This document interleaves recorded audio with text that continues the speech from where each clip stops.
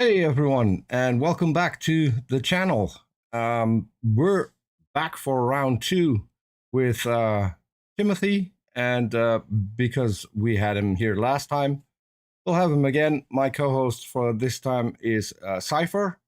For people who do not know him and have missed the previous show, Cypher is we were mutual followers. I think a few months after I um, went on Twitter and have been following each other since.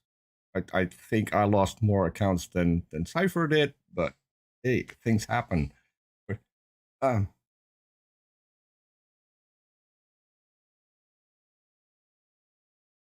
since Joe Shankowski, that's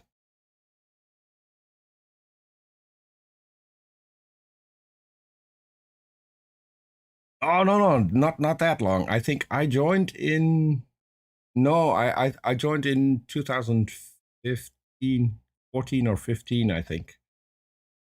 My first account. Yeah, that's about a dozen accounts.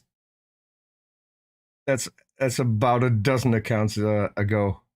So yeah, we're gonna have Timothy back for this one.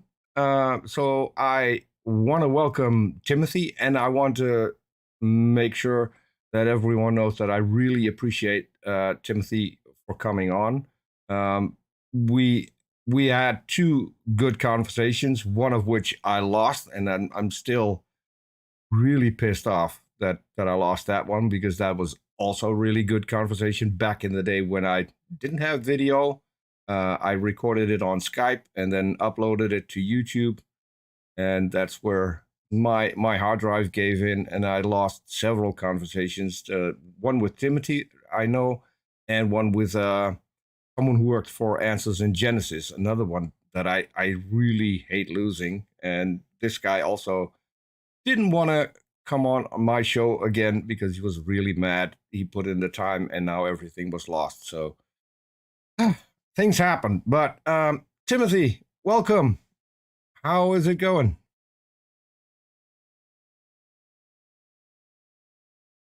It's good. It's good to have you back. Yeah. So I did say this before we went online. For some silly reason, it always goes into a dumpster fire when talking on Twitter, which is why I love doing shows like this because it's so much better. Um, there's hardly ever where it goes really, really wrong. Um, so I truly appreciate you, Tim, coming on the show. Uh, oh, I was told we can't hear the guests. Okay, that should be fixed right now. So let's see if that works. Um, yeah, so I'm really happy you're here. Happy to have Cypher back here. So it is your show. Before we start, I can't wait any longer. Last time you said you wanted to read a book before doing the next show. What was the book, and why did you read it? That's one question that I want to throw out before we give it over to you. Um, yeah, actually, I was inspired by you, Peter, because it was as we were having our conversations last time. Your accent kept triggering something in my mind. I recognized your accent, and it finally occurred to me who it was, and it was a lady named Corey Ten Boom. You ever heard of it? You heard of her? Who? Corey Ten Boom. No. I She wrote a so book, so and it was in called The Hiding Place. in Dutch that would be Corrie ten Boom. My name doesn't ring a bell. Okay. And she's obviously a Dutch lady. She lived in New Harlem or Old Harlem. She was born early in the 1900s, and then she actually died the year before I was born in 1983. and she wrote a book, an autobiography called The Hiding Place, and it's a book that I grew up reading. And she's also done a lot of YouTube interviews, or interviews that you could still find on YouTube. And I listened to a lot of those, and that's where I recognized the accent, and I thought of you. So I'd just be curious to know if you knew who she was, or if you'd heard anything about her life story, given that she grew up there in the Netherlands. No. Did you say it was called The Hiding Place? The Hiding Place. Yep. Yeah. Oh, I've never heard of that either. I'll have to look that up. Yeah, amazing, absolutely amazing story, an amazing woman, and we'll get to it when we get there. I'll kind of tie it in and kind of let you guys know why I thought about the book and what I want to talk about with it. Okay. But to start with, I just wanted to kind of recap our last meeting, our last video that we did. We kind of Sure. Started off with the question, just the general question of why did I believe in God. Last time we kind of discussed the idea that that's sort of an assumption that's a normal question to ask a theist. It's like, it's a normal question to doubt why do you believe in God, but it's like, well, it's kind of more unusual to be from the atheist side. To be the one that is questioning that is actually more unusual. And so we had a great discussion about that, and the video's out there if anybody wants to watch it. I think it turned out pretty well. Didn't get a lot of feedback from it, but I think it went well. No, I think that's why we have to I- have these conversations, though, right? Just so we can get feedback and understand our ideas better. Yeah. Sorry for interrupting, but Sure. that's one thing I wanted to point out there. Well, Yeah, no, I absolutely agree.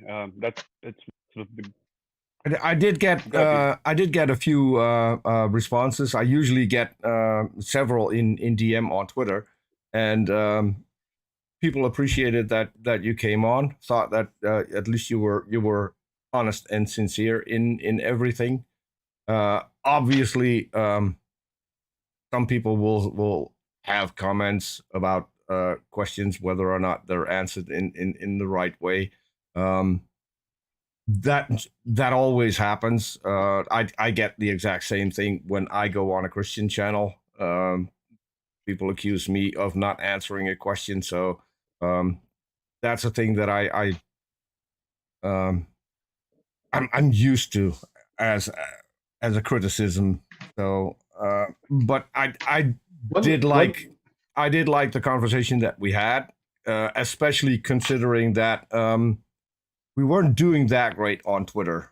I mean, you had Cypher blocked at the time. You weren't all too happy with me either. And I think that was mutual for all three of us. So I think it helped having a conversation in voice, seeing each other's faces, so seeing the responses that that you have on certain comments on certain things. I think that always helps, which is why I'm hoping that more people will do it. There are still a few that have said they want to come on and then keep pushing it further and further away. So yeah, there's not a lot I can do. All I can do is make time and do the show.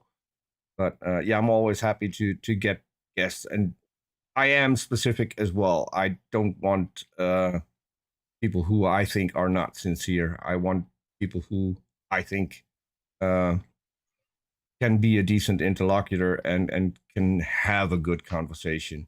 Otherwise, it's just a waste of time. And we've had a few dumpster fires on the channel, and that usually results in people saying, "Well, I saw that show, and I'm not going to do that." Well, yeah, I can get that, but that's not the goal of the show. The goal of the show is whether we agree or not, we need to have the ability to have a conversation, and that's pretty much the only goal. And there we go. Yeah, there you go. But the one thing you said to him that I just wanted to point out is, what did you say about people believing in God? Just real quick, because I didn't want to misquote you. No, I was recapping the last show about how we discussed that, the better question is, why don't I believe in God, right? Why Mhm. wouldn't I? It's far more common for people to believe in God than not. So that was just recapping last show. Yeah, but the one reason I brought that up is that the belief in a deity is really specific. So you can't say that people believe in God. You can say they believe in some deity, right? And yeah, the majority of people on the planet believe in some deity. It's not necessarily God. It's more likely to be a version of the Abrahamic God, as far as the most populous religions out there. But of course, there's also Hinduism, which has many deities, which are not God, the Abrahamic God. Um, so yeah, a lot of people believe in deities. They don't believe in God necessarily. And those who do believe in the Abrahamic God have a lot of disagreements about what that God is and how it works in the world. So do you agree with that? I mean, is that a fair assumption that I'm making on my part? Well, it's interesting you should say that, Cypher, because that is what I wanted to talk about today. I have two sides to it. I kind of like the trend that we started of addressing sort of the underlying assumptions that we see a lot in our discussions, atheist versus theist on Twitter and other media. Mhm. And that was being one. But then also I think we had a good discussion last time about, like you're talking about, kind of an overall theistic version of God, right? But why do I believe in the God of the Bible, and why am I Christian specifically? I think it's a different conversation, and I think that's what I wanted to talk to you guys about today, along with challenging, I think, one of the underlying assumptions that or is very prevalent on Twitter and other media, that the idea that testimony is not evidence. Mm. And the problem with that, of course, is that when you start talking about a specific religion or a specific belief, such as Christianity, then testimony becomes everything. Because how do you go from an intellectual sort of philosophical idea of a theistic or deistic God to a specific one without having any kind of testimony, either Mm. from the God or from those that um, that believe in Him, right? So it's going to be an interesting conversation, I hope, to kind of to do both those things, to try to tell you why it is that I believe specifically in the God of the Bible, and why I'm a Christian, and to also challenge the assumption that testimony is personal testimony, or other testimony is not evidence. Hmm. So I think if you wanted to start with maybe why you think that, or if you want me to just continue, we can do it either way. Well, I Yeah. think you had a question for us, right? Yeah, I mean it's a kind of your show, so you can go ahead if you have a question. Go ahead. Okay. Yeah. I don't want to monologue, so feel free to interrupt. Yeah. So why am I Christian? Why do I believe in God of the Bible? Obviously, Mhm. a big part of that is going to be the Bible itself, right? What the Bible says. You have the Old Testament that is at least written as and presented as a record of God's interactions with His chosen people, the Hebrews, in the nation of Israel. So we don't know who wrote all of the Old Testament, but we do know that it was written as an early account based on presumably the testimony and history of the people who actually lived and saw and did those things that are recorded in the Old Testament. And then, of course, you've got the New Testament, which is literally called the New Testament, right? Testimony. And you've got the four Gospels, which again are an account of the witnesses and of the events that happened around Jesus's life, birth, life, and death, right? And again, that's all Timothy, based on the Timothy, testimony. I'm sorry to interrupt, but people in the chat are saying that your volume is quite low. I don't know if you have the ability to turn it up. You can do that in StreamYard. If you click on settings and go to audio, you can manually turn up your volume a little. And while Timothy is doing that, I'm just going to point out that, you know, there is the Old Testament, New Testament, and then we have to talk about the canonization of the Bible. This is something that I first started to really explore after I started my cultural anthropology major. I switched, of course, to evolutionary biology, but when I started my cultural anthropology major, and especially in seminary, when I went to the seminaries that were allowing my college to go there, basically as the right way to put it, but basically I went to a certain college. Other colleges allowed us to come and take courses at their colleges.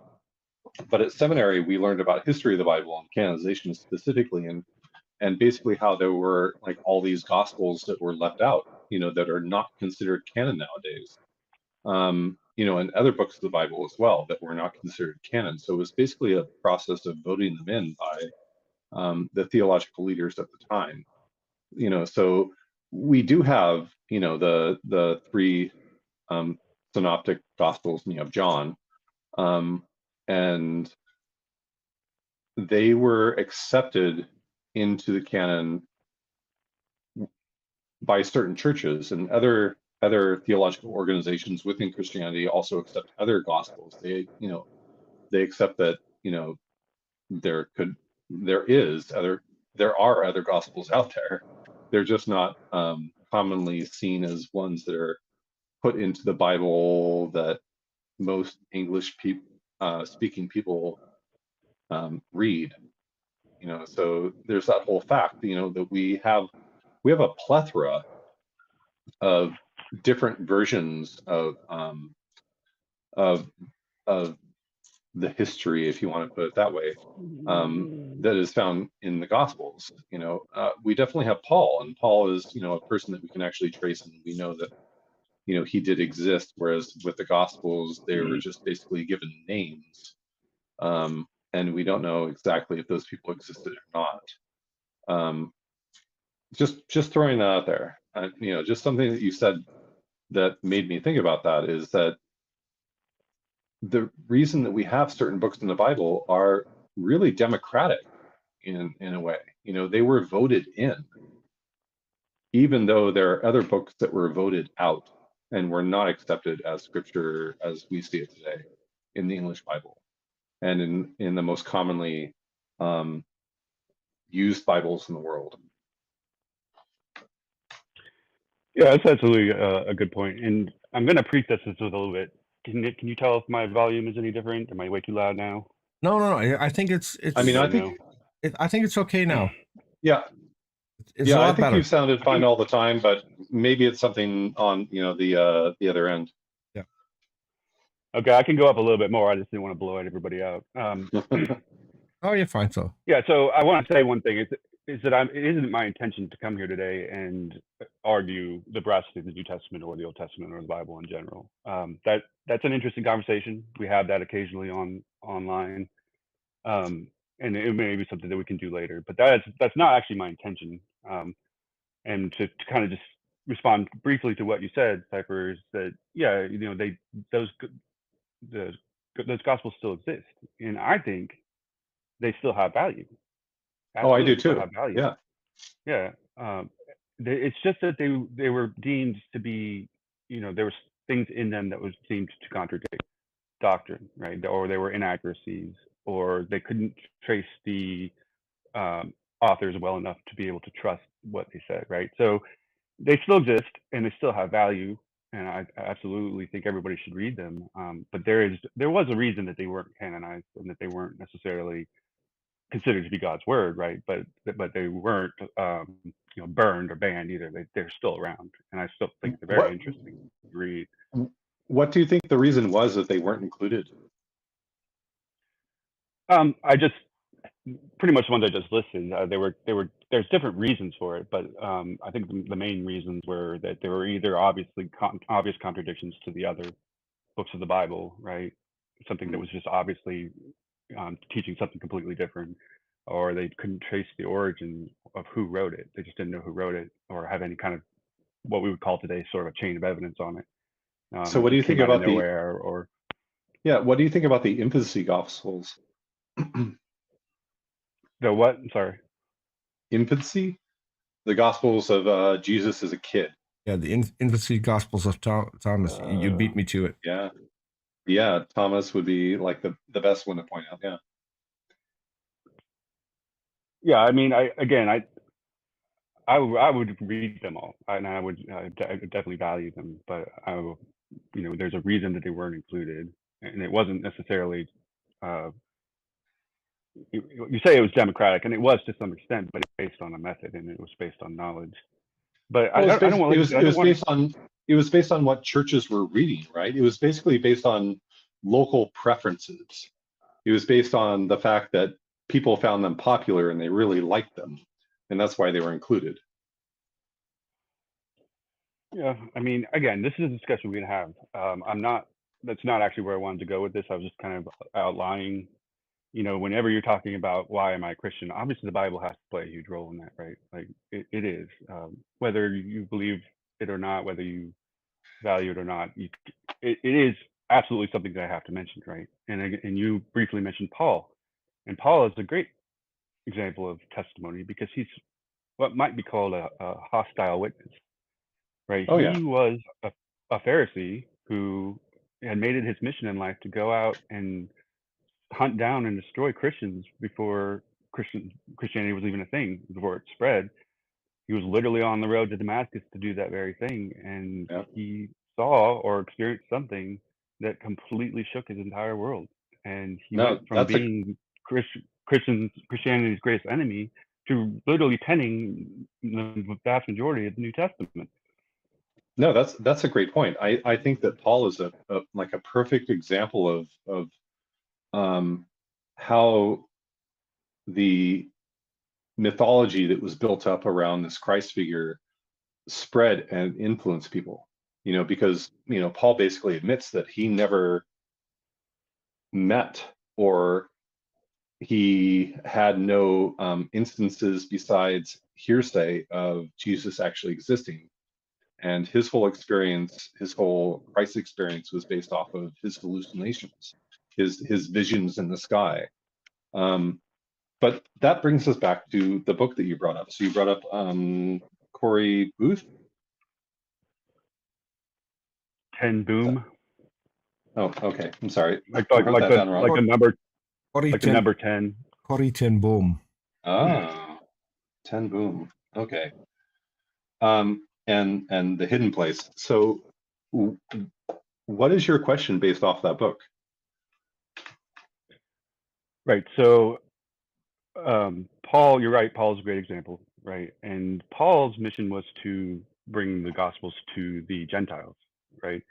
And what he did is, it's interesting that he mentions it in the Bible, is that he actually, after what happened to him on the road to Damascus, he left and he went all over the world, starting these churches and spreading the Gospels. And it was several years before he ever came back to Jerusalem and actually met the disciples. Now, I don't know what you said that he didn't know Jesus or at least know who he was. I don't know if that's true or not. He was a Pharisee. Well, he never met him physically, right? He only had visions of Jesus. We don't know that, but he doesn't. You're right. He doesn't say. But he was a Pharisee. Well, he kind of does say that, doesn't he? He basically says that he's only repeating what other people have told to him. So basically, Paul admits that he never saw a physical Jesus. He only had the like a spirit of Jesus visited him at certain points, and like on the road to Damascus.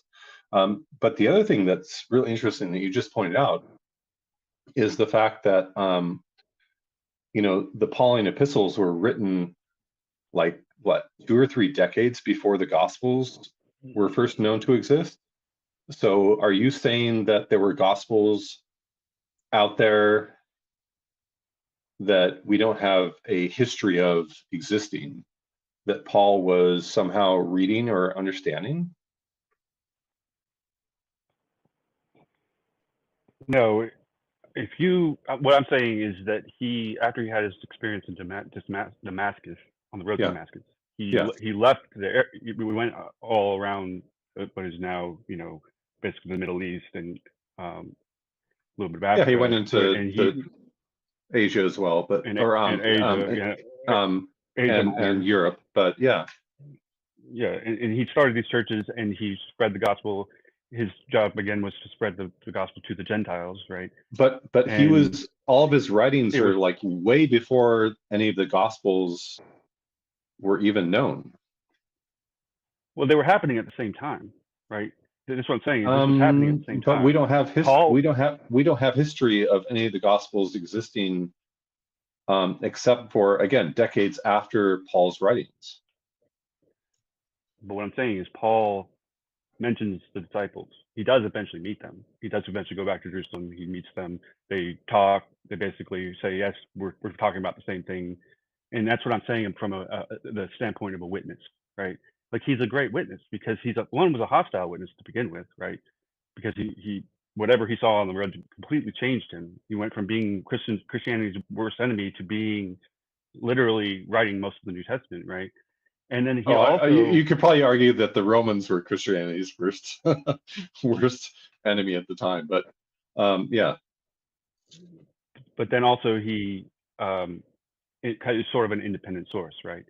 What he saw and what he knew and how he, like as you said, the Gospels were not there for him to read, right? Whatever he knew Yes. and whatever he wrote to everybody, he came up on his own, and then he circles back around several years later. It comes back, and all the disciples and him, who again existed at the same time, whenever you want to say the Gospels were written or his letters were written, the people themselves existed at the same time, right? These two things were happening at the same time. The disciples were primarily concerned with the Jews, right? Starting churches in Israel and all of that was happening in Jerusalem, whereas Paul was going out around the world and spreading the message to the Gentiles, right? But they were both happening at the same time, and then eventually Paul comes back around. They compare notes, and they're like, "Oh yeah, we are talking about the same thing." They kind of tested each other, and so that's what makes Paul a really great witness too. So again, it's not my purpose necessarily to argue the Bible. Timothy, that brings me to a question someone asked in chat, and the question that I'd like to know the answer to as well. Brojo asked, does he believe Matthew, Mark, and Luke actually wrote the Gospels when consensus says they didn't? And that's why I was bringing that up as well. Those names were assigned later on. Yeah. And we do know that that Luke, whoever wrote Luke, also wrote Acts.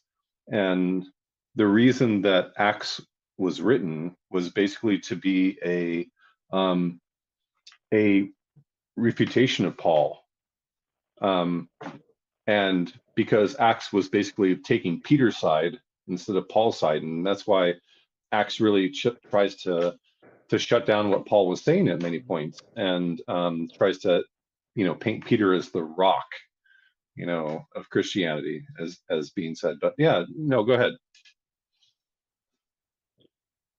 Yeah, I don't know what he means by consensus. The consensus has always been through all church history that the people who they're named after is who actually wrote them.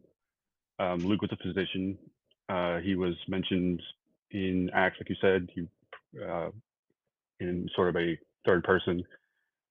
Luke and Acts are the same writer. Right, exactly. And we know that because he mentions himself, but in like a weird way. But yeah, so I don't know what he means by consensus. I mean, the writing style as well, but yeah. Well, what they mean, atheists and skeptics, is obviously that we don't know. No, what they mean with consensus is Bible scholars, and those are not just atheist Bible scholars. Most of them are Christian Bible scholars, and they agree that those people didn't write the Gospels themselves. Yeah, they were just the Gospels were named kind of randomly almost. Yeah, and so what the consensus is that someone told the writer, but also wasn't the person whom the Gospels are named after. So there are at least a third party in the whole thing. And this is, as I said, this is consensus among most Christian scholars as well. It's not just the skeptics who are saying this. Mhm. Okay. Yeah, and so that's the point that I'm making with this conversation, is that the Bible, arguing the veracity of the Bible, the Gospels, et cetera, et cetera. We could easily fill this entire interview with that, no problem. But that's Well, not what yeah, I actually there's wanted a to do lot here. of history out there. You're right, and we could Yeah, I mean, talk about this whole time. yeah, it's interesting, and it's definitely something we could maybe do at a later date. But that wasn't my point. My point is that Well, when we bring up the Bible as in all evidence, fairness, Tim, in all fairness, whether or not we agree on this doesn't really matter that much, because I don't think that we have put in the time to do all the research To be local scholars, that the scholars have done. So whatever our opinion is, I don't think doesn't matter to anyone. It's our personal opinion. So, and that's basically it. So we wouldn't want to waste an entire show. We wouldn't want to waste an entire show on finding out if you're right or if we're right. It wouldn't matter anyway. That's what I'm saying. And like Professor Flynn says in chat, that the Gospels are amalgam of many previous texts, and that's why there's that whole idea of Q, right? How much was copied from Matthew into Mark and Luke? How many commonalities are there, and what are the differences? And it's great scholarship. I love doing that myself. I love looking at the Gospels in parallel and basically seeing where they agree with each other, where they disagree. The resurrection is a great point of that, in that if you look at the parallel readings of the Gospels, John excluded, you can see, hey, this person says this, but this person says something completely different, and the other person contradicts both of those guys. Who was at the resurrection? How many people were there? Who found it first? Was the stone moved or unmoved? Was there an angel from the sky or not? That history that we see, and understanding which gospel came first in the canon, in the current, what is found in most English Bibles out there, really shows you how they both had a base story, but how they also changed the story for certain reasons. There was a reason that at the resurrection that Mark and Luke disagree with Matthew, or I'm sorry, Matthew and Luke disagree with Mark. There's a reason that they said those things, and it's specific to their book, and it's specific to trying to feed back to certain stories and certain events that happened earlier in the gospel. It's the chiasmus. It's the ring, the onion idea that you have these certain events happening. They lead up to a middle event, and then there are certain events that then mirror what happened earlier. So basically you have all these events that mirror each other, and then you have the central point at which they basically have this this epiphany, this reason for having these parts somehow match these parts. In the middle, there's a conclusion that leads you back through that, chiasmus. And that's why the Gospels are a perfect example of literature. That does not happen in history. You don't have one thing happening at the beginning of the story and a conclusion somehow happening at the end, where in the middle you have some reason that there was this shift in those events occurring. So these chiasms happen all the time throughout the Gospels. And again, because it's literature, it's not history. That doesn't happen in history. It happens when you're writing a story. Yeah, go ahead. I'm sorry. Keep the conversation moving. Let's say that, just to allow me, for the sake of argument, that the Bible is trustworthy, right? That it at least records what people thought they saw or heard or did, right? Would it then be considered evidence? Are you going to go all the way back to Genesis?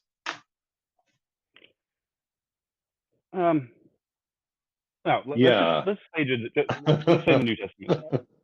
Oh, come on. Why are we going to skip Genesis? I mean, we can go all the way back as far as you want. I don't care, but it doesn't matter because what's the difference? What is Genesis? Nobody was there, to witness the first couple chapters, but the rest of it is just Oh, history, right? well, what about Moses writing all of Genesis? Right, but that's what I'm saying. So let's allow, just for the sake of argument, allow that at least that's what Moses wrote down is what he thinks actually happened. And whoever wrote the Gospels, whatever But they he wrote down didn't. is what they think actually happened. And Paul, what he Moses records is happening to Moses him on the didn't road to. The biggest problem. Moses didn't witness it, did he? The biggest problem is that we know now for a fact that Moses never existed. So it would be Didn't existed. Yeah, I know. I said it would be very hard I said for him. allow for the sake of argument. Okay. Allow for the sake Okay. of argument. Allow it for the sake of argument. Would it then be evidence? I don't know. No. What is the evidence? No. So and I'll explain why not. Because the things that Moses wrote about, we know also didn't happen. We have sufficient evidence to conclude that, for instance, the Exodus never happened, because we would find traces of the Exodus, especially when it was about 1 million people, maybe even more, who walked through the desert. So they would have left behind traces. They would have left behind people who passed away during the Exodus, for instance. They would have left. Okay, so let's stop there. Let's even go back to Sigmund Freud, because I don't know if you guys know this, but Sigmund Freud basically wrote a book about how and it may or maybe not be based in actual history, although he cites a lot of sources. But basically, Sigmund Freud said that that the person of Moses came from an Egyptian family, and it basically goes back to Tutankhamun. It goes back to the Aten. Basically, the idea that the Egyptian religion switched from being polytheistic to monotheistic within like one generation.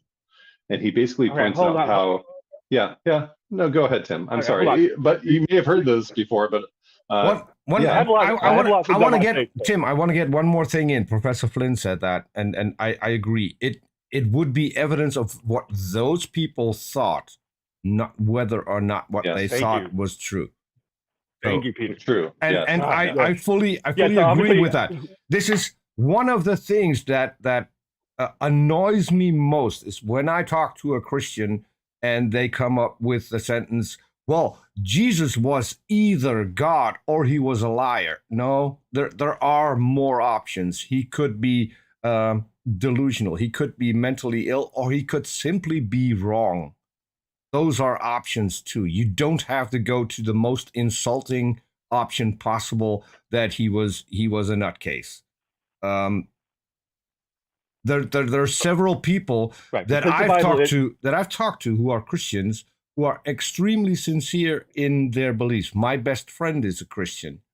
I don't consider him a liar. I don't consider him delusional or nuts. I think he's wrong, but that's it.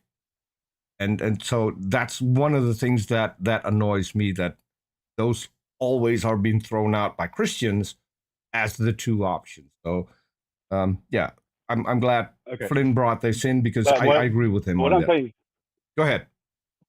Right, and he seems to be following what I'm trying to say here as far as testimony goes. Right, that's what I've prefaced this whole thing as, is that's testimony.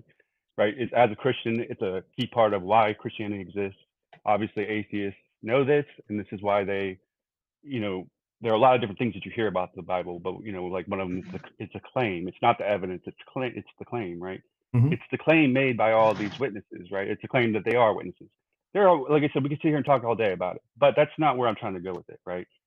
What Professor Flynn said was what I mean. It's just like, okay, well, even if it is accurate, and we did get everything passed down to us right now as they intended, right? It's still testimony. And is testimony evidence or not? Now obviously one of the ways you determine that is to then say what the testimony, that what they're saying, is it even possible? Is it likely do we have any other evidence for it, et cetera, which gets to be very hard to when you go back as far as Genesis, which why I didn't want to go back that far, right? Because what are you going to base it on, right?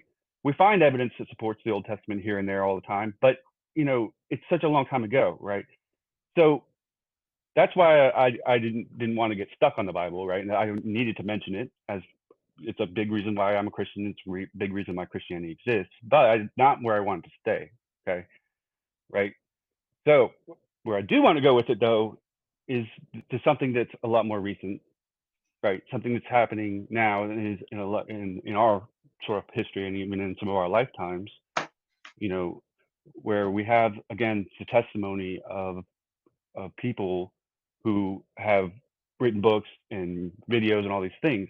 And the one I wanted to mention and the one I wanted to talk about today was, again, a lady named Corrie ten Boom. She was obviously a Dutch lady. She lived in Old Harlem.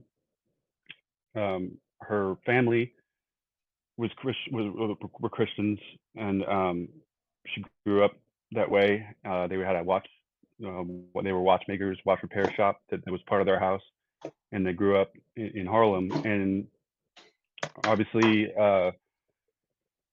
in World War II, the Germans invaded the Netherlands, and it became an occupied country. And that happened when she was, I think, in her 20s or something, maybe 30s. The Germany invaded the Netherlands, and it became an occupied country. And her and her family ended up getting involved in the Dutch resistance. One of the things that they did as part of the Dutch resistance was smuggling out Jewish people.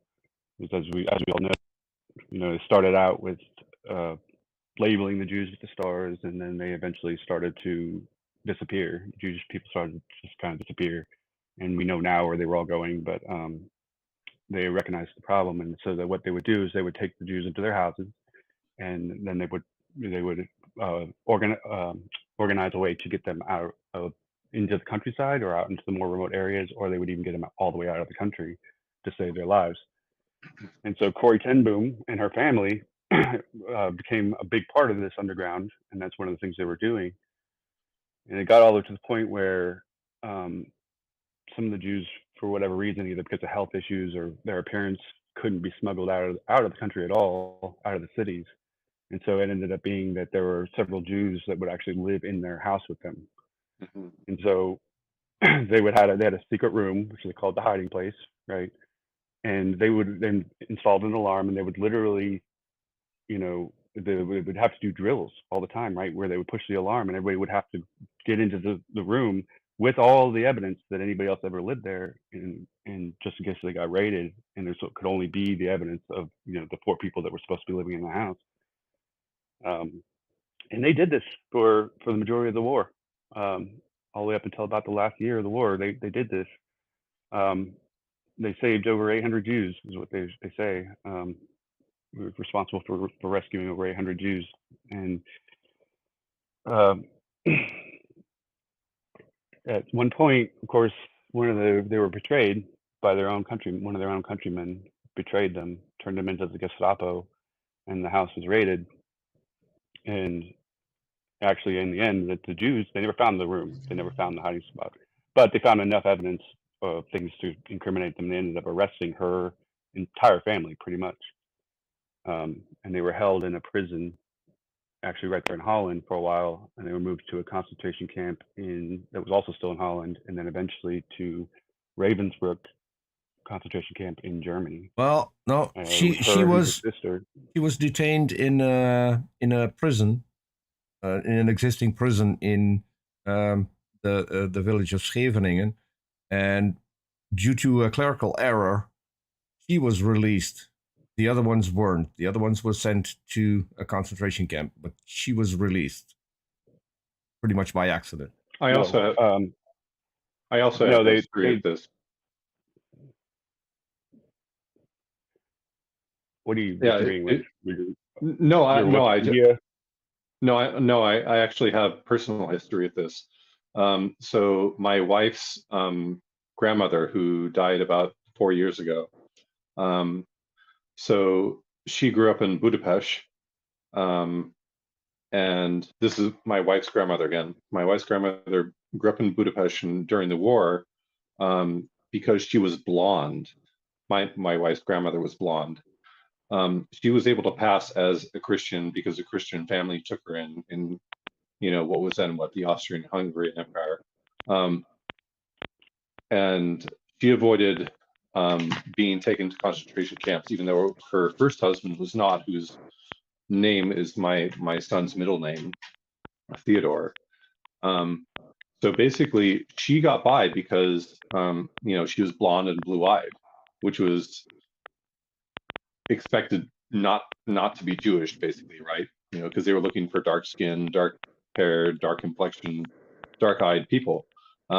So my wife's grandmother was able to basically live out the war, even though her husband was taken into concentration camp. He escaped, lived in the Black Forest for a while, got back into concentration camp, and then was liberated by Allied forces. And that's where my wife's aunt had her kids, who live in Georgia now. And my wife's second husband, or my wife's grandmother's second husband, was my wife's mother. They moved, they immigrated from Europe to Texas, and then they moved to New England.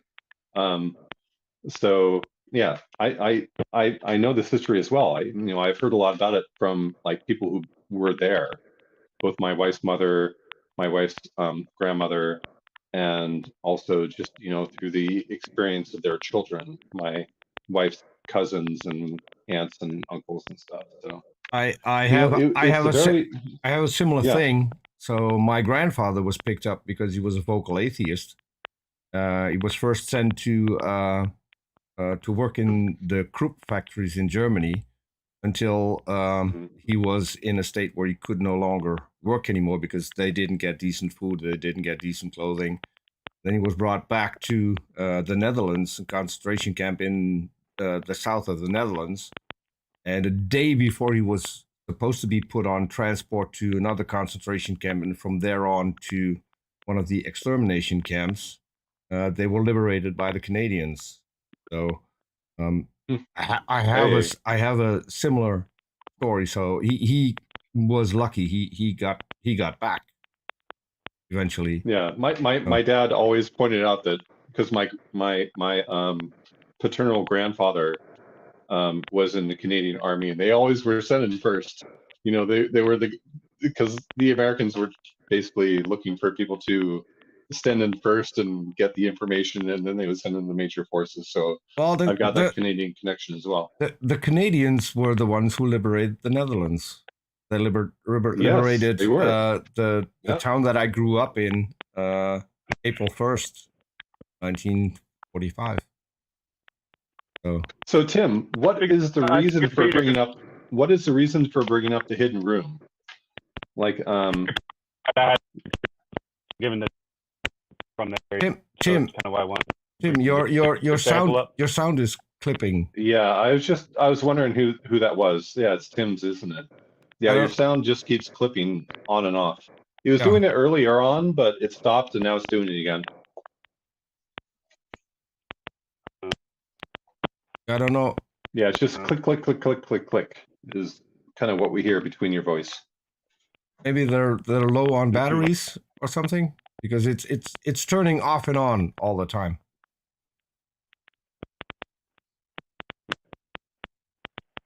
It sounds like popcorn.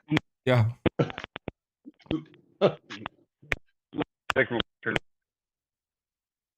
There you go. Now it stopped. Yeah, but I think we can't hear him now anymore. You have to change. If you change to a different microphone, Tim, you have to change that in StreamYard. Otherwise, we can't hear you. You won't automatically switch to another mic. Yeah, I with my computer. Better. It's a little bit better. It's just a little bit low. Yeah, so maybe turn up your computer mic a little bit. Let me try these back, put them, see if they work. Well, sound is But you're okay sounding now. so good just there. Yeah. Before, yeah. But No, it sounds is good. it still doing it or not? No, it's No, not no, doing it now. no. It's just a little low. If you can crank it up just a little bit in StreamYard, then I think you're fine.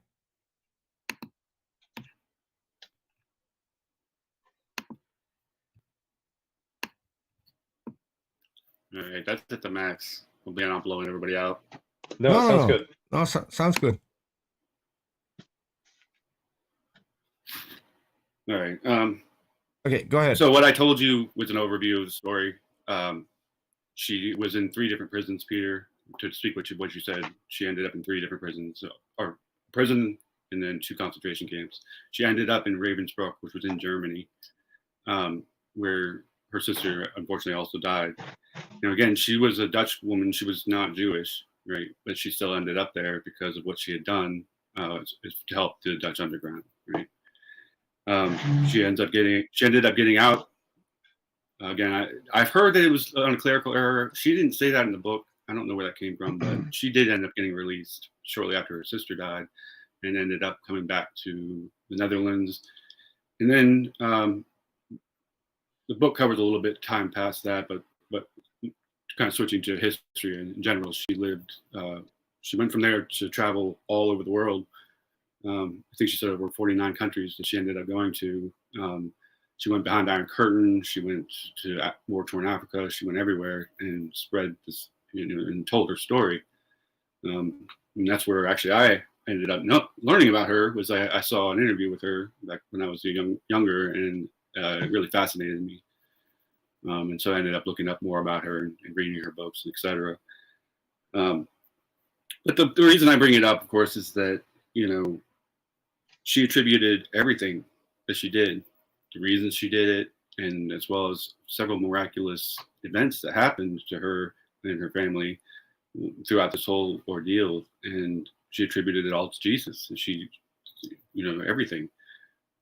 She went around the world telling his story. I mean, all the way to the worst place you could probably possibly imagine, being in a concentration camp. She was able to smuggle in a Bible, but they stripped them naked and took everything they had. And she had a small Bible, and she had it on her back, and somehow, the guards missed it, and she was able to take a Bible into this camp, and so they, it was a huge source of comfort for them and for everybody else, and she spread the gospel while she was in there. And so she's gone out around the world, and she's been telling her story about this and about the things that happened to her while she was there. And so when you ask me why I'm a Christian, obviously I'm going to say the Bible, right? That's a big part of it, but it doesn't end there, right? There's been thousands and thousands, millions of Christians that have lived their lives since, and they've written down all these amazing things that have happened to them and why they do them. Real quick, you think this is a powerful story, correct? But it's a powerful story also for the Mormons, right? Well, no, the thing that I want to get, it's a powerful story for other religions. The thing that I want to get to is I don't think it's a powerful story at all, because her entire family and her friends were sent to the gas chamber. She was saved. If Jesus exists and is this good guy who takes care of his followers, he picked out one person and let the rest be gassed by the Germans. I don't think that's a good move on Jesus's part, because if he had the ability to save her, why not save all of them? Well, it's also just personal testimony, right? Wait, I want to correct that real quick, Peter. Just what you said. Go ahead. Her family was released, and her father died in prison because he was an older man. But they were all released. Betsy was the only one that died. Her sister was the only one that died in the concentration camp, and it wasn't in the gas chamber. She just died because she had health issues. Yeah. Go ahead, Tucker. No, I just wanted to say it's personal testimony, and it's personal testimony that can be shown by people from like every religion. They can make that same claim, right? It doesn't mean that any of those religions are any more valid than any other. is what it comes down to. It just basically means that people are trying to help each other out. They're trying to help each other out in a situation that they know is unjust. And it doesn't have anything to do with religion in a sense. In fact, it has nothing to do with religion. It just has to do with the fact that people see injustice and they want to make sure that the people around them who they even might not even know are treated correctly. So it has nothing to do with religion. It just has to do with human nature, basically saying that we should support each other as humans, no matter what our race, creed, religion, whatever, you know, it is. We want to see people treated similar to how we would want to be treated. And I know I'm going to the golden rule right now, but the golden rule, you know, is talked about in all religions. You know, we can go to the negative experience of not, you know, love thy neighbor, but basically, or treat those who you would want to be treated as yourself. We can go to the negative aspect that's found in the Chinese theologies of do not treat people how you would not want to be treated. You know, this is just a basic human instinct because we need to have society, because society helps civilization and helps us actually grow as a community of humans. You know, the only reason that we have the things that we have today is because we help each other out, because we are basically helping other people out so that we can have a better life. So it doesn't have anything to do with religion. It has to do with the fact that we understand that the only way that we can succeed is to make sure that those around us succeed. It's empathy is what it basically is. It's reciprocal altruism explained by evolution is what it is. Again, I know that this is not necessarily going to be evidence or, you know, an inspiring story for you or Peter. You know, it's inspiring. It is inspiring. I'm sorry to interrupt you. It's totally inspiring. I want to know that people are going to do that, right? I want to know that people are going to help each other out because that's what we should be doing. I think who says that we should not be doing that? I think it's so weird to say that you shouldn't be helping other people out. I think it has nothing to do with religion. I think the way we look at it is different. It's an inspiring story because someone fought for the well-being of other people, and that is the part that I take away from this. I know one of my former neighbors, and people can look this up, is a guy called Tata Weiss. He was a famous musician, among other things. He was also one of the people who fought for the recognition of the gypsies, the Sinti people, who were slaughtered by the Germans in vast numbers. And those numbers aren't as impressive as the numbers of Jews that were killed, but still, they were the second party that the Germans targeted, the second biggest party that the Germans targeted. And so he did a lot during the war because he was a famous musician. He had a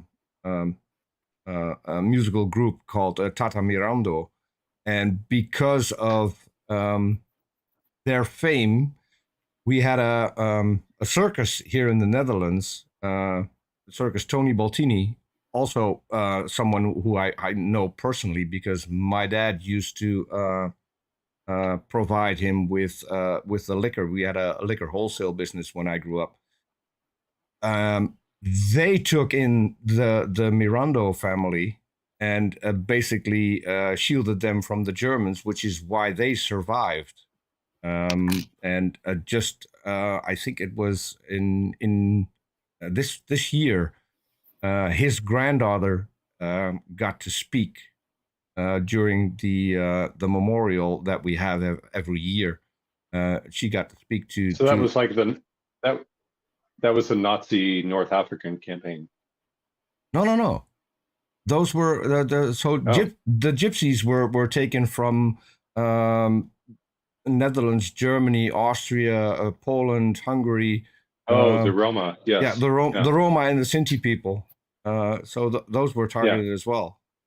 So the story you tell is inspirational, but for a completely different reason. You see it as a powerful story because she attributed it to Jesus, whereas a lot of other people did the exact same thing, but for completely different reasons, and were successful too in a lot of things.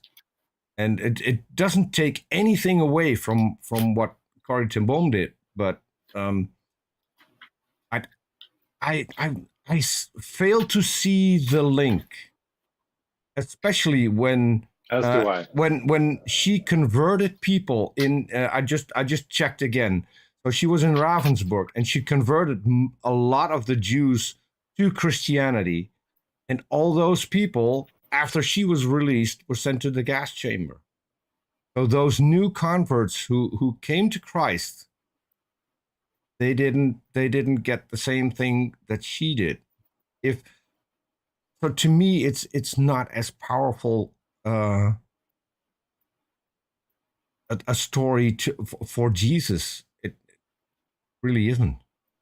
And I get it. You see that completely different because you grew up in the U.S. You have a completely different backstory. You have no clue for most of what happened in Europe during the Second World War, and that it's not your fault. I mean, you could check up on it, but it's pretty hard to find decent sources sometimes, and it's not in the curriculum in the U.S. to teach about this a lot, which is what I have found. Here, when I grew up, this was part of my school curriculum for as long as I went to school. It was part of the history classes because it made such an impact on Europe. So I get it that you come from a completely different standpoint, which isn't your fault. So I get it for you. But my argument isn't. I do believe that it's an inspirational story and it's an amazing story, but that's not my argument, right? Mm-hmm. My argument is that it's evidence. Now, unless you're going to sit here and tell me, unless you're going to sit here and tell me that she's lying, that she went to 63 other countries and told a lie. No. I have an interview that I mentioned earlier. I posted on my Twitter profile right now. If anybody wanted to go check it out later, it's amazing. It's an amazing story, but it's an interview that she did live, and you can actually see her and listen to her talk. It's amazing, but it's evidence, right? It's testimony. Evidence of that's what? Evidence of what? Of Christianity, right? What do you mean? Why is it evidence of Christianity? I don't understand that. How are you because she making attributed everything to Christianity, to Jesus. The things that happened, all the miraculous events that happened. And I can grant you that. She attributed it to Jesus. I can grant you that she attributed it, but it doesn't mean anything. No, but I can grant you that it is evidence. It's evidence for Christianity, but it's not evidence for Christianity being true. That is the difference. I mean, she could have attributed it to Islam, or she could have attributed it to Hinduism. But she didn't. So why are you saying that? No, I'm just saying that she could have. No, that's the point. Then why are you with the red herring? She didn't. No, she could have. So in my specific situation, my specific example that we are using right now, she did not. I think she could have. No, I think other people have. I think that's not a great argument. She attributed to Christianity because she was a Christian. Yes, what else? Exactly. What else would she attribute it to? Exactly. There. And so she's just taking it on the cultural perspective that she had at the time. It is 100% evidence for her conviction to Christianity. Yes. That's what it's evidence for. It's not evidence for Christianity.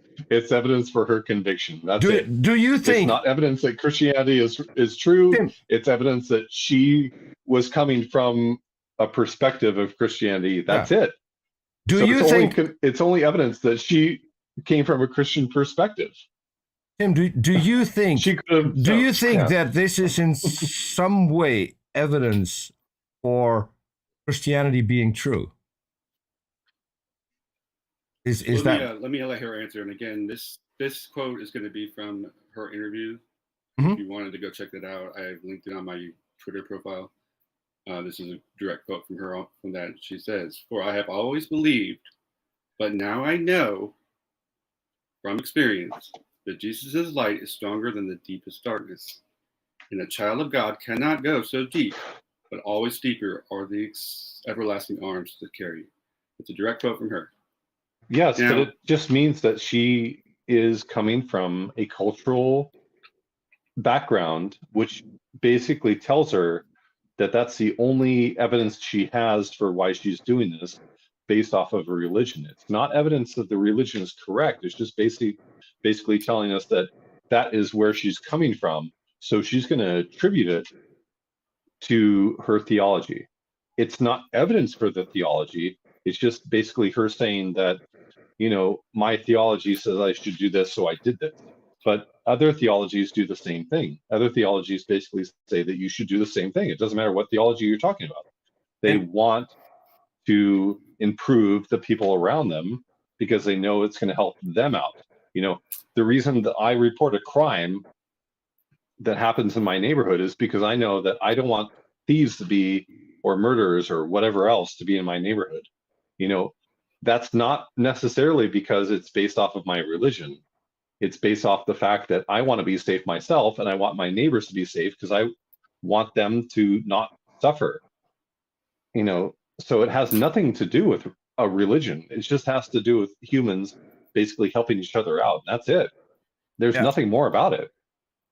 There are a few comments in the chat. Professor Flynn says her evidence is only a story of her own experience. That's it. She might think that Jesus helped her out, but her story doesn't prove it. And I would agree with that. And another one is again from Brojo. He says, asked him if we hear of similar life-changing stories of other beliefs, does that make it true? Exactly. Then you should accept them. Exactly. That's the whole thing I've been talking about on Twitter for a long time. Basically, the fact that if someone else from another religion or theology or mythology or anything says something that they're saying is evidence for whatever they believe, then that must be real as well. It must be equally as real as Christianity is. I mean, you have to accept that at that point, because you can't claim that your experiences in Christianity or someone else's experiences in Christianity are somehow, better than everyone else's experiences that have the same experience. And that's what it comes down to. It comes down to equality in that point. I have a question for you, Tim, and please don't think that I'm saying this to be facetious or to be insulting, but this woman did an awful lot for other people and saved lives during the war. Whereas if Jesus existed, he could have stopped the whole thing easily. And so all of the work that was done during the Second World War was done by people. None of it was done by a god. That's my point of view. And as I said, I don't want to insult you with it, but that is my point of view. It's always people who have to do it. And when they're successful, they will attribute it to their deity of choice, where there's no evidence that the deity of choice ever did anything to stop it or to prevent it. Because I don't know if you know this, but the whole thing about the persecution of the Jews came from a very famous Christian, Martin Luther, who wrote a book that basically was the handbook for Hitler in his persecution of the Jews. And he used lots and lots of quotes from that specific books, the Jews and their lies. You can look it up and you can compare it to Nazi Germany. That is where they got that doctrine about the Jews from. So it not only did Jesus not stop it, but one of his main men, the guy who basically started Protestantism, he was the one who wrote the damning book about the Jews. And not a lot of people know this. Yeah, let's even go beyond that. Basically, what it boils down to is this idea that you have a deity that knows everything. It knows the future, right? And it's allowing these things to occur because, and this is taking, like, I'm not going to say Timothy's ideas or standpoint in this case, but I'm just going to say that if a deity knows that these things are going to occur, he's going to allow them to occur. He's going to allow these really bad things to occur because it's hopefully going to lead in the future to some better situation, right? So basically what the deity is doing is saying that human suffering is allowable in some cases because we're going to get better because of it. So basically the deity is saying that I know everything that's going on. I know that this is going to happen. I'm not going to interfere, or I'm going to interfere. I don't know. I mean, does God interfere and change stuff? He does, obviously, according to the Bible. But the deity is going to not interfere in certain situations because he wants humanity to suffer, to basically, do the worst things possible, like the Holocaust, right? He wants that to happen so that people can learn from their mistakes. Going back to the flood mythology, the deity basically is going to wipe out everyone on the earth because he wants to get rid of the Nephilim who have like angel blood in them and are spreading, this information among the people of Earth. He's going to allow these things to occur, or he's not going to allow these things to occur. Sometimes he's going to, change humanity completely by wiping out the whole Earth and having a flood event and an ark that resets it. Sometimes he's not. Sometimes what he's going to do is he's basically going to say, hey, humans kill each other out, do these horrible things.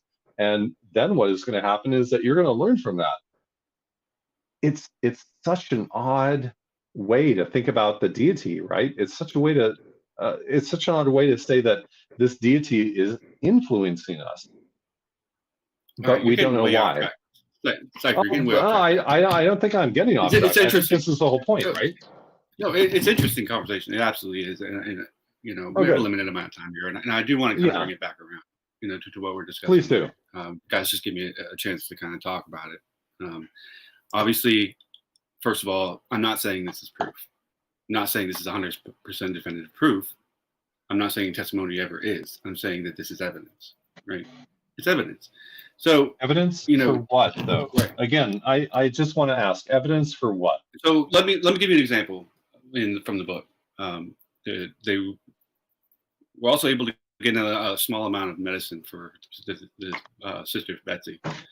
Right, she was sick when she went in there, and she took a little bit of medicine. There's a tiny little bottle of it, right? And of course, being the person that the two of them were, they couldn't just keep it for Betsy, right? There were lots of sick people in there, and so they shared it. And they were sharing it and sharing it and sharing it. And she says that the bottle was tiny, and it just kept every time they went for a drop, there was a drop in it left. So you couldn't see through the bottle and tell how much was in it. It was a tiny little bottle, right? And it lasted for weeks and weeks and weeks, even though she was helping multiple people with it. She attributed that to as a miracle from God. Was she lying? Would you say she was lying? So it's like Sophie's Choice. Oh. Right. I don't think you would, right? I don't think you would say what happened. I'm sorry, you skipped off there, but what you're saying basically sounds like Sophie's Choice. I'm not familiar with that reference. Sophie's Choice is basically a Jewish woman has to determine which daughter is going to die. This one or that one. No, that's not. It's a famous movie and book. I'm saying that it was just an example of a true miracle that's happened within the last 100 years, right? Where we had a woman who was alive, walking the earth to 1983, right? Has gone to 63 countries and told her story. Claims that happened. But how is it a miracle? Was she lying? How is it not a miracle? I'm just asking. How is it a miracle? I don't understand that point. I just relayed to you, in my own words, what she wrote in the book. It's exactly what happened, and she described it as a miracle because it was a tiny little bottle, right? used for a long, long period of time. It's not hard to figure out. So, but So again, the you know, the lottery. point is The she lying? lottery is a miracle, is what you're Was she saying. lying? No, You I'm know, just was she saying telling the the truth? lottery. No, I'm just saying the lottery is a miracle. It's a miracle that someone wins the lottery, right? It's not a miracle. No, it's Oh, it's not a miracle? not. I mean, it's a miracle to the people that win the lottery, isn't it? No, Why not? not a Why miracle. is that not a miracle? That's a miracle. Hey, if I win the lottery, that's gonna be a miracle. I'll say that if I win the lottery.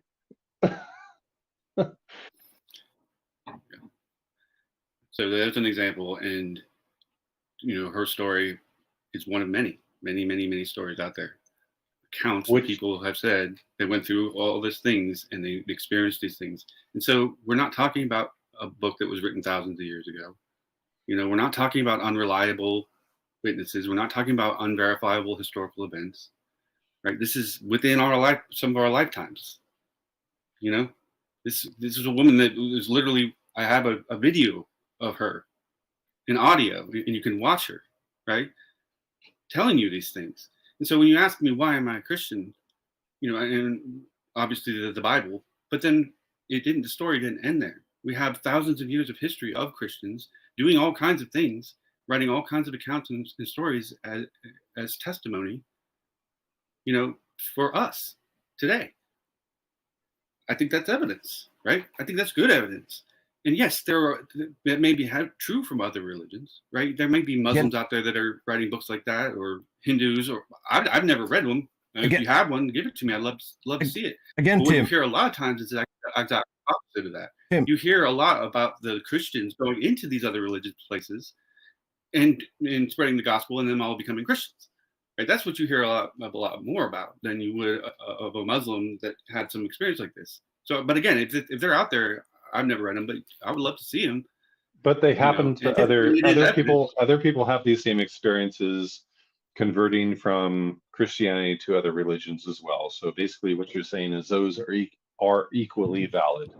Is what it comes down to. My question is, Tim, you say it's evidence, but it's only evidence of the person's conviction. That's it. And you say, was she lying? No, she's not lying. She probably got a lot of strength from her religion. I've seen that as well in people. And hopefully she did. And hopefully she did get a lot of strength. And I mean, that's the whole point, right? I'm not going to deny the fact that people can get some strength from their religion and get through tough times. I'm not denying that fact. What I'm saying is, when she says all of it was Jesus, could she be wrong? Could it be that it was just her determination to save people? You have to allow for the logical possibility that she was wrong, of course. I mean, we're required to do that just out of intellectual integrity, right?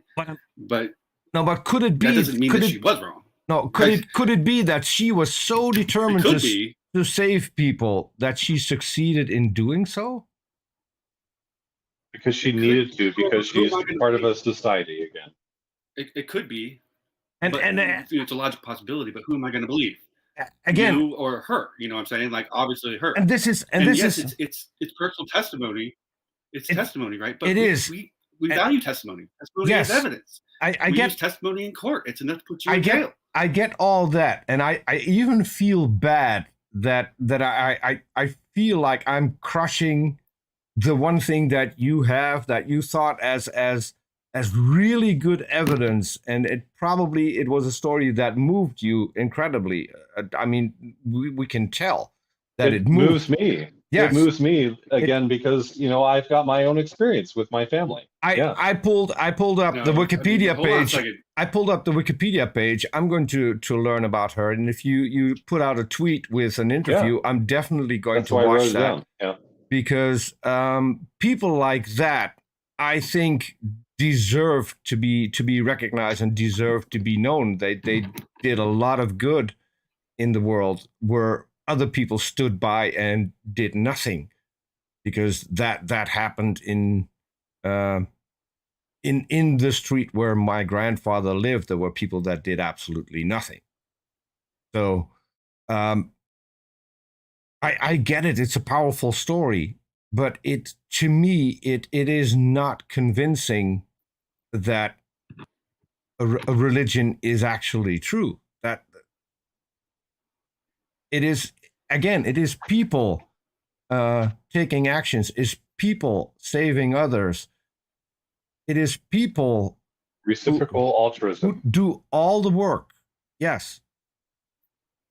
And I don't see They can attribute the hand of a God they can in all of attribute this. to they can attribute to exactly. They can attribute their own personal sacrifice and reasons for helping other people out to deities. Mhm. It doesn't mean that the deity actually exists. What it means is that people want to help each other out. That's all it means. Yeah. Right, and Because you're not it's questioning better anything for from it, society. Like, And again, I appreciate you saying that. But I feel not bad. the point. I feel bad when you came here and you had this incredible story and it lifted you up. It No, did something with you, and then don't feel bad. No, Well, no. I mean, No, Peter. Well, I started this argument exactly how I intended it to go. I told you that atheists don't accept testimony as evidence, right? So there's no questioning. I knew this is what you guys would do, but that's what I'm saying is that. Wait you know, a you can second. eliminate- even Would if you eliminate the accept entire Bible. testimony? Would you accept testimony from atheists? Of course, I mean, if it's something that you experienced, then yes. No, Okay, so atheists think about it in court. What about atheists, court? What about testimony in court? Is it valid in court? of course it is. Atheists have course it is. epiphanies all the time. But if you go to court and you try to claim a God did it, the court is going to laugh you out of the court. They are. They're not going to accept that. I mean, there's plenty of cases out there where people say that God, told them to do this, and guess what? They're in jail because we know that's not a valid claim. It was just evidence of what they experienced. Of course it it wasn't is. actually evidence of what happened. It's just evidence of what they experienced, right? Experienced in their mind, right? Experienced in their mind, right? They experienced that voice talking to them in their mind, and now they're in jail because that voice told them to kill people, or told them to, do something bad, or, told them to do something good. So they're not necessarily in jail. But atheists have those epiphanies and experiences all the time as well. We're walking down the street and we basically see someone who needs help and we will help them out. That's not attributed to any deity. But if basically you were saying that that's attributed to a deity, then we should accept that. That's the weird part about it, is that we don't. Oh no, I'm just saying. Well, basically you did, because with the book you're pointing out, it's basically no. What you're saying. No, what you're saying. It was her. What you're saying what is she that said. yeah, it's what exactly she what she said. Went to 63 countries all over the world and repeated. No, spent her entire life. No, that's fine. This story. That's fine. She can repeat it as much as she wants. She can attribute it to a deity. That does not mean that deity exists. That's the whole point. Because other people have done the same thing in the name of other deities. They must exist according to what you're saying. And other people have done so because they have no belief in any deity. So that means that they must be right as well. I mean, you're providing testimony that basically refutes what you're trying to claim, is where it comes down to. Because other people can do it with any other deity, and other people can do it without a deity. So all those things must be equally valid. So you do admit that testimony is evidence. Testimony is evidence for the person who thinks that it's evidence for what they're claiming. So basically, what it comes down to is that if you are claiming something, it doesn't mean that what you're claiming is real. It just means that you are basically you're doing something. It's evidence. And if you attribute it to something else, then you have to show that something else exists. Other people can do it with some other deity. Other people can do it without having a deity at all. Mm-hmm. That's the whole point here. It is evidence for the person. It's evidence for the person's conviction. That is it. Yes, there's nothing. There's nothing more. Nothing else. Nothing else. That's evidence in a courtroom. Their conviction that that's what happened. No. Okay. No. Again, it's evidence in a courtroom that you could be thrown in jail for basically making a claim that you shot someone because God told you to. It's They're not going to accept that. It's not evidence. They're going to It's, accept that you're nuts. hold on. It's not the best evidence in a courtroom either, because No. testimony in a courtroom is the weakest form of evidence. Because people get things wrong all the time. And I There's know. hearsay, is there's evidence. everything's to go on. Yeah. Yeah. But So it is evidence. What about peer-reviewed science? What about where you do experiments for 5 years and you write a paper about your results? if What about if it? they can, Is that evidence? if it's peer reviewed, that means that they can be repeated and other people get the exact same Yes. data. So they confirm And they your have to repeat the findings. same process. And they yes, they have It to. can be. It No, can no, no. be, No, but it it can't- not necessarily is, right? No, if Let's it say, is again, you have hold 5 on. years in If this it is- experiment, if it and is you've written a paper, no, if it is then peer how, rev- you're if not it is necessarily going to have the funding to be able to repeat the experiment exactly. What the peer review is going to do is they're going to make sure that your methodology was good. They make sure Yep. that you're a credible scientist, right? And credibility, again, is what? Not That's necessarily. not necessarily. Right? And then they're going to... Do you remember, No. the if, whole if their whole fusion experiment case? ever is duplicated later on, and there are any errors that have been found, then you're required to publish a retraction or correction to your paper, right? Right. No, Do you but remember cold That's the entire fusion? peer review purpose is that I did this experiment for 5 years. These are my results. No, And no. when you go You to get. the You get. peer review, Hold on. You if you're a get. credible You're getting. scientist, You're you getting. have You're the getting things accreditations wrong, you need. Tim. No, you're getting Tim, it totally Tim, wrong. review it Totally wrong. Tim, for- you're getting for things wrong. accuracy, Sorry. and they Time publish out. it. Time out. You're getting things wrong because if Well, you you're not going to let me talk, Peter. I'm not going to let you talk. no, either. but I need to step in because you get it wrong. Peer-reviewed Just make your science. point. Hold on. Peer-reviewed science means that a paper is published after passing peer review. You don't have to retract anything because only papers that pass peer review get published. Papers that don't pass peer review don't get retracted because they don't get published in the first place. But I'm sometimes they saying if do. ever anything Sometimes, found later on sometimes that peer contradicts the review does paper get published. Or an error that was made. Well, Then is when a retraction has to be put or a correction has to be. if Yes, if which is why I later was if bringing later up cold if fusion. if new evidence comes in, if new methods of testing come in, and the paper is reviewed with better material, better data, Or an with, error was found. Yeah, yeah, Or an error in the methodology was found. yes, yeah, which is what peer review is supposed to do. yes. Again, Right, so cold it's not fusion. perfect. It's not a It's not perfect supposed to method, be. right? It's It not doesn't- supposed to be it's not- perfect. It is. Right, it's It is supposed to be not. perfect, It's but not. it is It's not. evidence. It's not We perfect. consider these peer review papers to be No, evidence. No, right? it's no. we It's not evidence. Mm. What it is the best and the most reliable method to determine what is real. There's no Again, other method cold fusion. other than the scientific method. There is no other method to determine whether or not something is real. Again, Except I'm going to go back to except cold. inside a courtroom with testimony, right? Like, how do you know what happened? Well, talk to the witnesses. Have the witnesses Okay, come up and I'm going testify. to tell you a story Because that we- happened to me. I'm going to tell you a story that happened to me.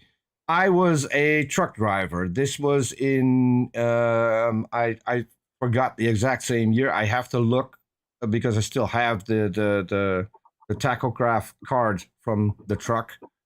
It was in 95 or 96. I saw aliens. I had an alien sitting next to me in the truck. I went to a parking space, got out. I saw even more aliens on that parking space. None of that was real. It was 100% real to me. I lost 24 hours, about 24 hours of time. I have no clue what happened. I know in hindsight where I've been, what I've done, but I have no recollection of any of it other than small shards that I can recall. Years later, I talked to a psychiatrist who was treating someone that I know. And she saw lights. And the psychiatrist explained this to her, that this was a self-defense mechanism that your brain developed. And this was the first time that I talked, other than my girlfriend at the time, that I talked with someone about this. And I said, okay, this is what happened. I'm just putting it in a short story now because it's far too long. And what he said, he immediately came up with, what was your situation in your relationship? Was stressful. What was your situation at work? Was stressful. Did you like the work that you were doing? No. And what did you do to occupy yourself with to relax? I watched alien documentaries on Discovery Channel. And so he said, what happened to you is your brain zoned out and gave you a pretty picture to watch in order to calm your body down because you were at a level where you couldn't take any more stress. So your brain stepped in and showed you pictures. My testimony from that day to this day is it was as real as me talking to you right now. I know for a fact that it was not real. I knew back then that it was not real. What I didn't know is what actually happened to me. And that freaked me out. And I was scared for years to talk about all this. And my drive that day is recorded on a disc in the truck where it records the time that I'm driving, the speed that I'm driving, and the time that I take to rest. I drove that truck at full speed for between Cologne in Germany and Basel in Switzerland. I hit something because I damaged the truck. When the next day I slept at a hotel there, the next day I went back again full speed until I hit the town of Heidelberg, which was my second hometown back in that time. And that's where my brain kicks back in. And from there, I have recollection. And the psychiatrist explained this to me as well, because when I hit Heidelberg, this is a place where I had lots of good memories, where I had friends, very dear friends. This is where my brain got back to reality. To this day, I have no clue how this works. I really don't, because the brain is a very complex thing. But to me, it was 100% real. Even though I know for a fact it couldn't be real. It isn't real. There are no aliens that have ever visited us. There's no evidence that they Peter, did. I believe you. I believe your testimony. I believe that your story is true. Okay, but are now aliens visiting? Your reputation, why would you lie about it? Okay, but are now aliens real because I saw them? No. And basically, what you were just saying. Is your testimony unreliable? Is your brain unreliable because you had one weird incident? Yes. That was everyone's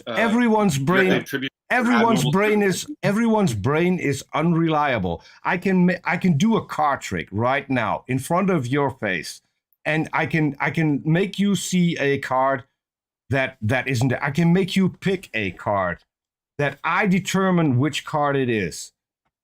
I can do that right now. And the reason I can do that is because your brain is unreliable. I mean, so I have a deck of cards. I'll try and show it to you. No. No. You can see those cards are different, right? Now I'm going to go through. You say stop. Say stop. Flagging, stop. Okay. So you picked an 8.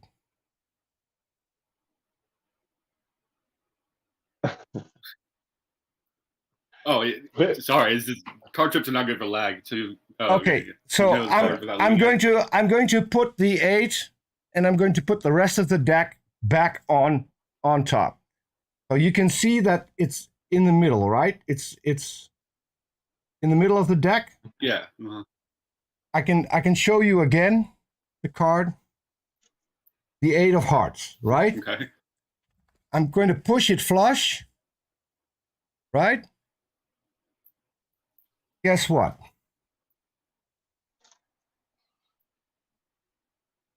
It was so basically what you're saying. It Peter, was the top card, and I can show you. I can show you the second card. They're different cards. I can pick up the deck, and I can show you any card. I can cut the deck anywhere I want, and there we have our 8. It's what I want you to see because your brain is not reliable. So basically what you're saying, Peter, is that your experience was exactly the same as Paul on the road to Damascus. I mean, a lot of people have studied it, and so again, I don't want to be insulting, but there is a growing consensus that it was an epileptic attack. Oh yeah, Because it has all the hallmarks not even of a it. growing consensus. What I will say, something that's talked about for decades now. Yeah, what I will say is whatever Paul saw on the road to Damascus was as real for him as the aliens were for me.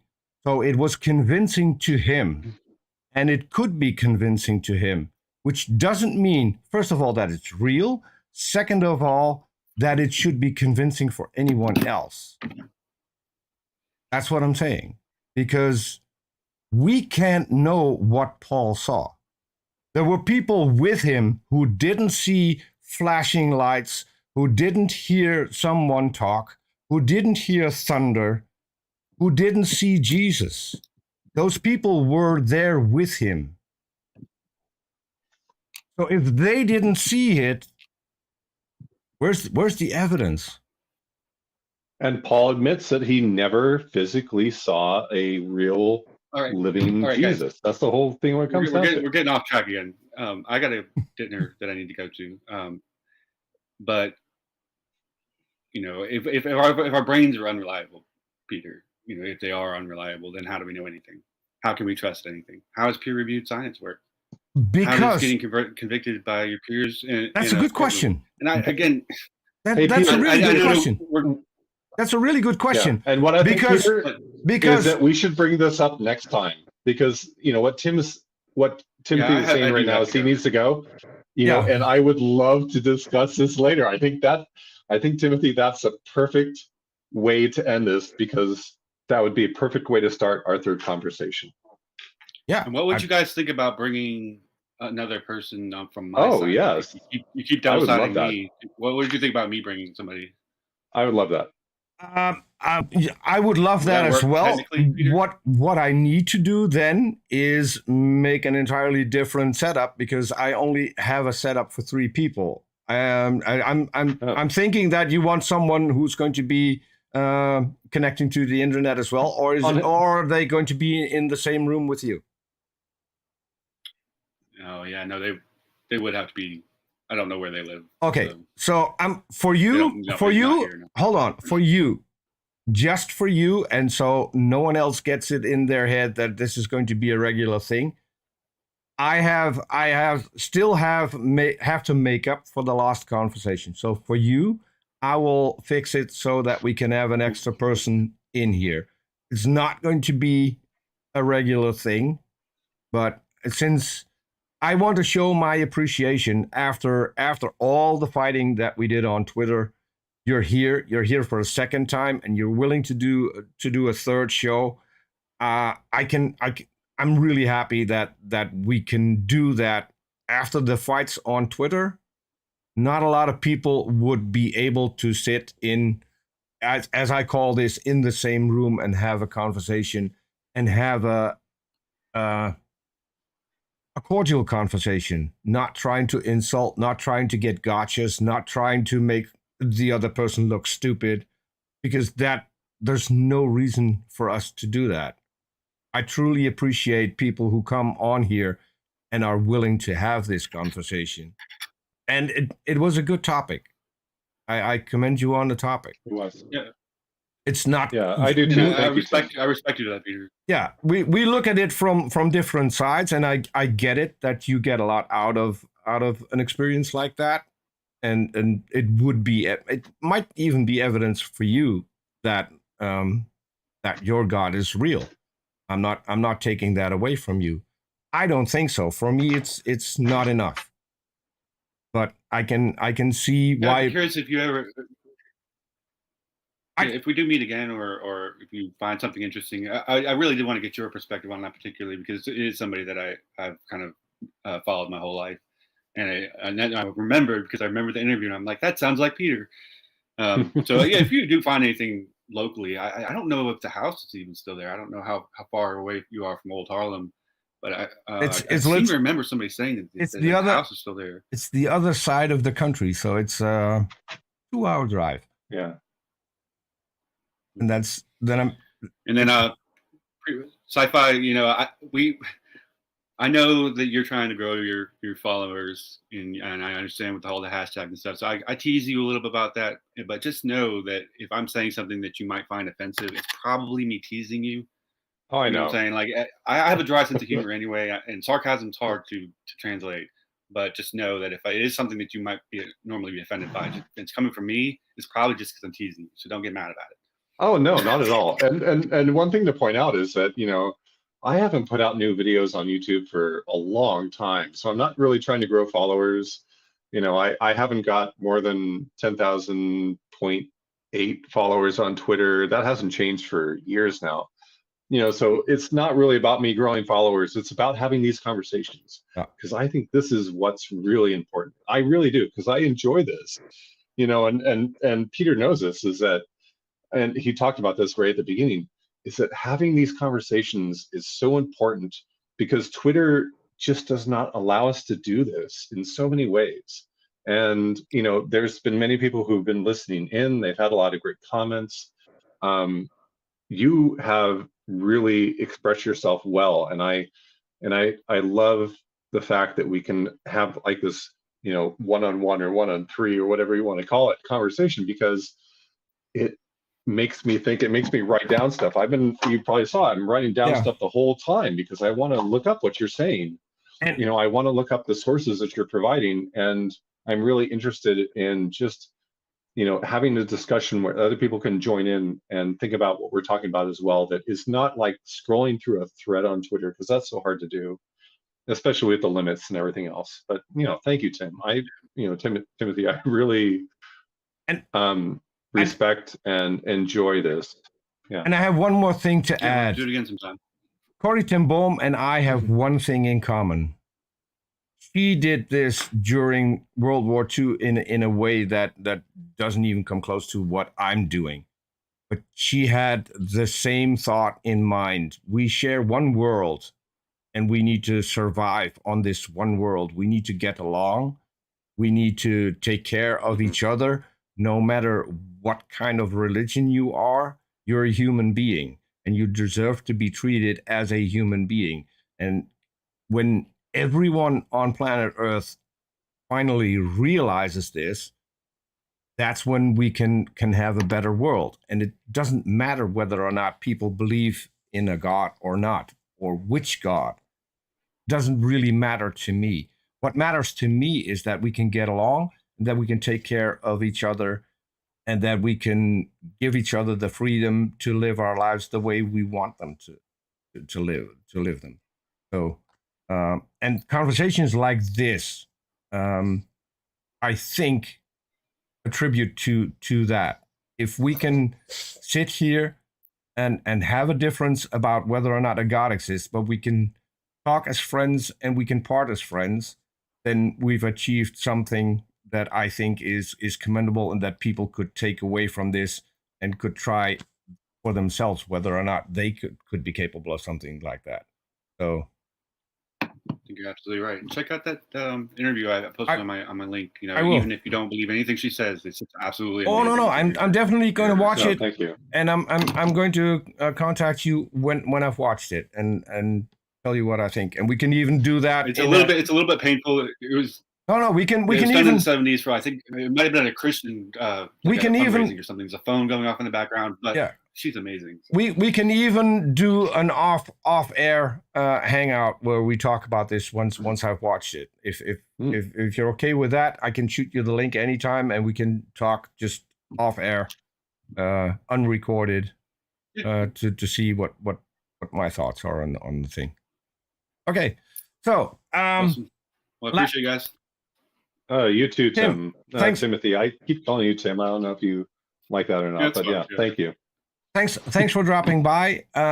Cypher, thanks again for co-hosting. It's always a pleasure thank having you for around. inviting me. And Yeah, so it's always a pleasure when I can be on as well. yeah, I don't know when the next show is going to be. There are people who want to come on and they don't want to commit to a date and time. It's frustrating, and I wish it was different. But if you're bored, you can still sometimes hear me on Wednesday, Saturday, and Sunday when I'm on our Ross channel doing. We're reading the Bible cover to cover on Wednesday, and on Saturday and on Sunday it's the Book of Mormon, which is a bit more hilarious than the other show.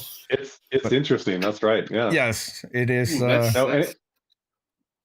so we're reading that cover to cover as well. So if you really want to hear my voice, every once in a while I do chip in and try and fuck with Arden because I can. And if anytime you have like a space for anyone, I know Thursdays for me, I told you, is out, because I always travel down south on Thursdays. I would love to be on Jackson Wheat Show again, but I'd love to have you invite me anytime. Just tell me when you have an opportunity for like an extra person to be there, and I'd love to join. You're always welcome on Jackson Wheat Show. This is the second time that we got hit with a copyright strike because apparently Joe Rogan doesn't like us going over his shows. Oh. But we won the first time, so we'll probably win this one as well. It's fair use. So good. Okay, we're going to close it up. We're a little over time, so it's a good time for us to cop out. We do have a real Christian friend who has a slight commercial for us at the end, so feel free and enjoy. He wore our shirt with our logo, so I mean, what's not to love? Even from a what is he, a multi-millionaire TV pastor. I mean, he's making a commercial for us. See you all next time, and take care of each other. Thank you, Timothy. Thank you, Peter. Bye, everyone. Thanks, guys. Listen to this. Our visitors watched almost 18 million minutes of our videos on YouTube. I'm telling you, praise God. Can you imagine that? I want to say a big thank you to all of our YouTube subscribers and all of our partners. Now listen, if you have not subscribed to a YouTube channel, do it right now. Do it today. And all you have to do is click the big red subscribe button. Be sure to share our channel with your family and with friends, because it takes all of us working together to spread the word